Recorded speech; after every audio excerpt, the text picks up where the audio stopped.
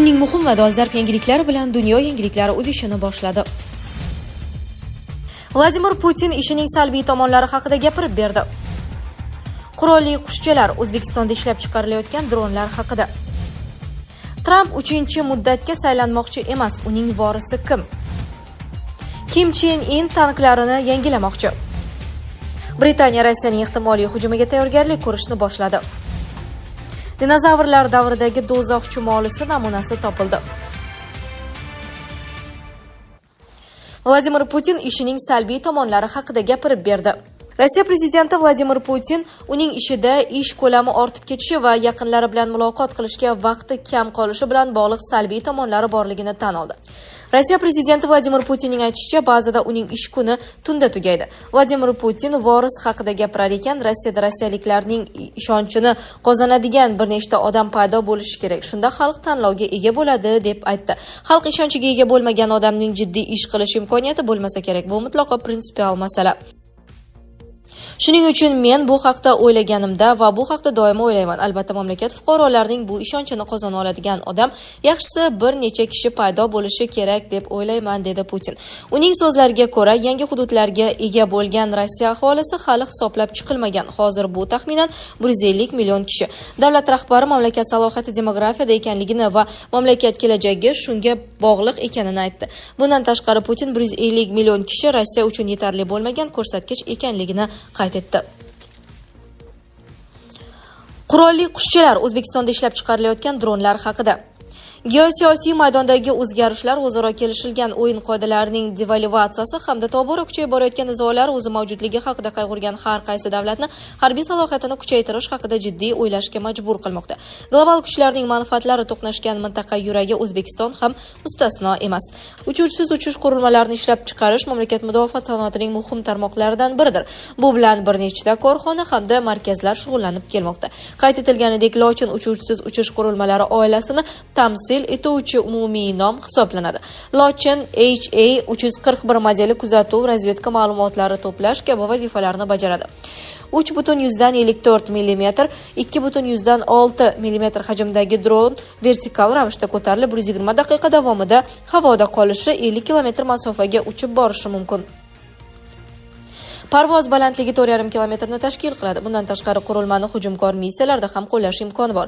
Lochin Z141 modeli esa uning biroz torroq doiradagi missiyalarga mo'ljallangan versiyasi hisoblanadi. Lochin HB352 bundan oldingi ikki modeldan kengroq imkoniyatlari bilan farqlanadi. U 10 soat davomida havoda qolishi, 22 kg foydali yuk bilan 150 km radiusda jangovar topshiriqlarni bajarishi mumkin. Talablarga qarab qurilmaga elektr hamda ichki yonuv dvigatellarini o'rnatsa bo'ladi. Uning o'lchamlari 3,1, 5,4 mm ni tashkil qiladi. Mazkur oilaga mansub yana bir dronni gibrid qanotli raketa deyish mumkin. Sababi u turboreaktiv dvigatel yordamida parvoz qiladi. Bu unga o'z tezligini 400 km/soatgacha oshirish imkonini beradi. Uning nomi Lochin VMI-1 bo'lib, havo mudofaa tizimlari uchun soxta nishon sifatida qo'llashga mo'ljallangan. Biroq ayrim kichik o'zgartirishlar bilan kamikadze dronga aylantirish imkoni ham bor. Ammo katalog shu bilan cheklanmaydi. Havo razvedkasini olib borish uchun mo'ljallangan Lochin HA-241 modeli hamda Burgut seriyasiga mansub 4 turdagi dronlar ham mahalliy ishlab chiqarilmoqda. Bayraktar TB2 kabi dronlar keng spektrdagi vazifalarni bajarishi bilan mashhur, ammo ularni ishlab chiqarish, boshqarish uchun yuqori xarajat talab etiladi. Qolaversa, yirik hajm bu turdagi qurilmalarni havo mudofaa tizimlari uchun o'ljaga aylantiradi. Shu bois harbiylar uchun, ayniqsa yuqori intensiv urush sharoitida oson ishlab chiqariladigan, ko'p chiqim talab qilmaydigan dronlar kerak. Bu xalqaro trend. Jayra mazkur chaqiriqqa javob hisoblanadi. Uni rasman HAVZG9 deb atashadi. Kamikadze dronlarga qaytsak, O'zbekistonda ishlab chiqarilgan X1 modeli 50 km, X2 esa 100 km masofadagi nishonlarga zarba bera oladi. Birinchisi dushman jonli kuchi, yengil zirhli transport vositalariga qarshi mo'ljallangan bo'lsa, ikkinchisi yanada yirikroq nishonlarni zararsizlantirishda samarali hisoblanadi. Elektr dvigatel ularga tezligi 120 120-130 km/soatgacha oshirish imkonini beradi. Umuman olganda dronlar harbiy fanda inqilob yasadi. Harbiylar uchuvchisiz uchish apparatlarini an'anaviy qurol aslahalariga integratsiya qilish orqali salmoqli yutuqlarga erishish, eng avvalo insoniy talofatlarni kamaytirish mumkinligini yaxshi anglab yetdi. Bu esa ularni zamonaviy urushlarda yangi voqelikka aylantirdi.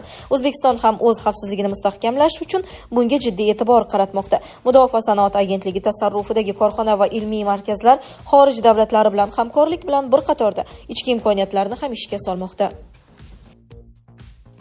Tramp 3-muddatga saylanmoqchi emas, uning vorisi kim?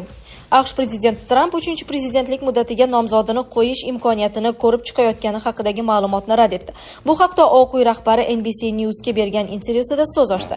Men 8 yillik 2 muddatli prezident bo'laman. Men har doim buni juda muhim deb hisoblaganman, degan Tramp.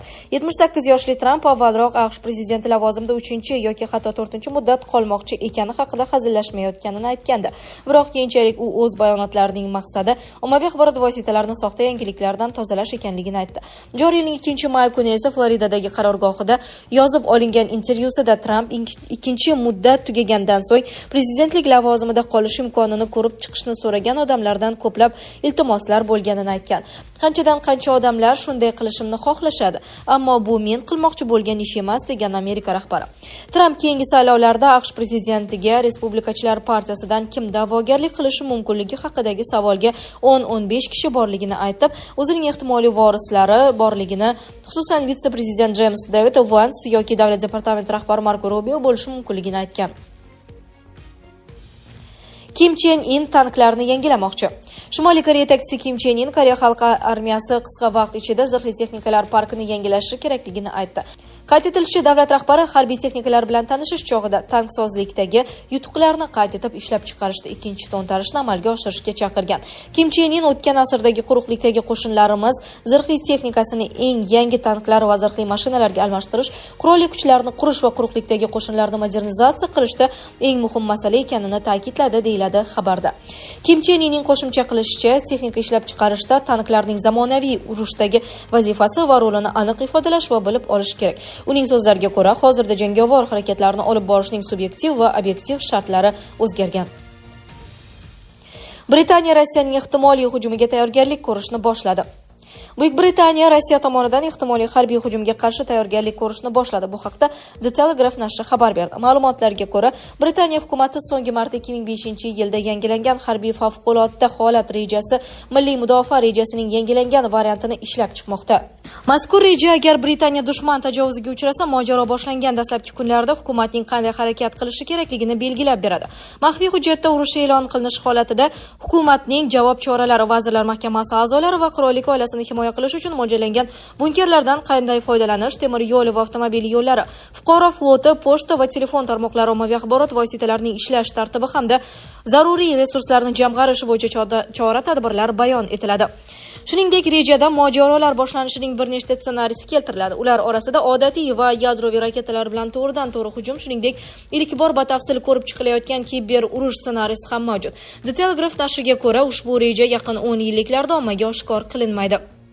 Bunga parallel ravishda Buyuk Britaniya mudofaa vaziri Jon Heyli ilgari konservativ partiya davrida armiya yetarlicha moliyalashtirilmagan va harbiy qudrat ancha susayganini tan oldi. Uning so'zlariga ko'ra, Britaniya so'nggi yillarda faqat cheklangan harbiy operatsiyalarga tayyorlangan, biroq to'liq urush holatiga tayyor emas. Agar biz urushga tayyor bo'lmasak, dushmanni ham to'xtata olmaymiz, dedi u. Dinozavrlar davridagi do'zax chumolisi namunasi topildi.